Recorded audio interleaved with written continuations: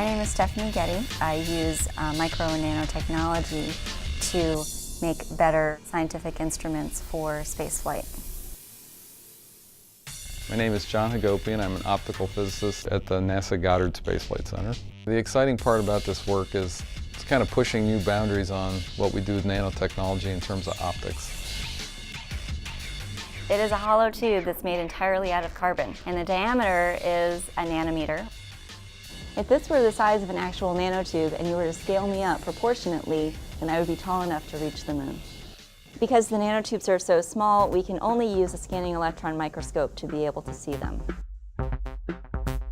The method that we use is called catalyst-assisted chemical vapor deposition, and that grows carbon nanotubes on a substrate. Put the substrate in this tube. You heat the tube up to about 750 degrees centigrade and you flow a gas, and the gas has carbon in it. Because of the catalyst layer, you start to assemble these tubes. Carbon takes a very specific form as it grows. So one example where carbon nanotubes can enhance the performance of a scientific instrument in space is through their ability to absorb light. The Z306 paint is the blackest thing that we put on instruments right now. The fact that we're blacker than that, I guess, makes us blacker than black in terms of performance.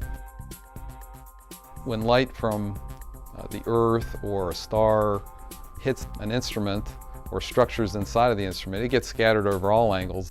A lot of the data gets contaminated. So it turns out up to 40% of the data could be unusable. So the current telescopes use black paint to reduce the reflection. But the black paint isn't perfect. It still shows a reflection. Over the course of our work, we were able to optimize the carbon nanotubes to make them 10 times darker than the paint.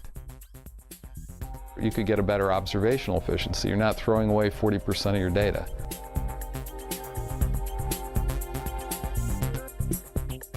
The Goddard samples were grown multi-walled, so they're not just single-walled nanotubes, and they're also oriented straight up and down.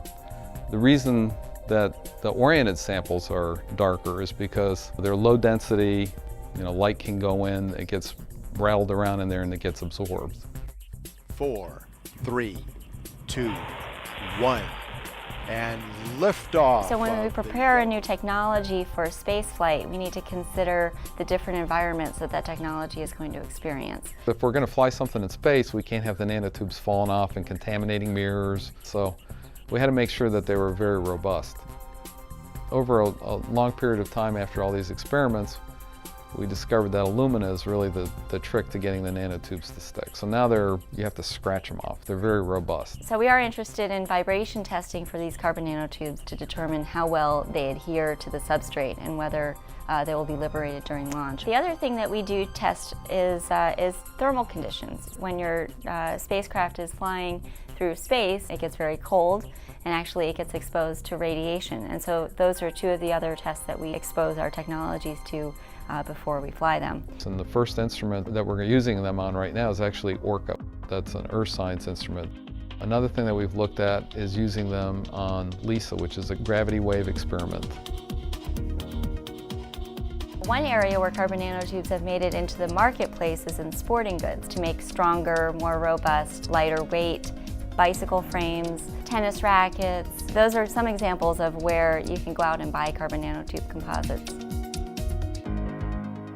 At this point, we feel like we have nanotubes that are robust. We can grow them on different materials. They're very dark. So we're very close now to getting to the point where we're going to qualify these for spaceflight use.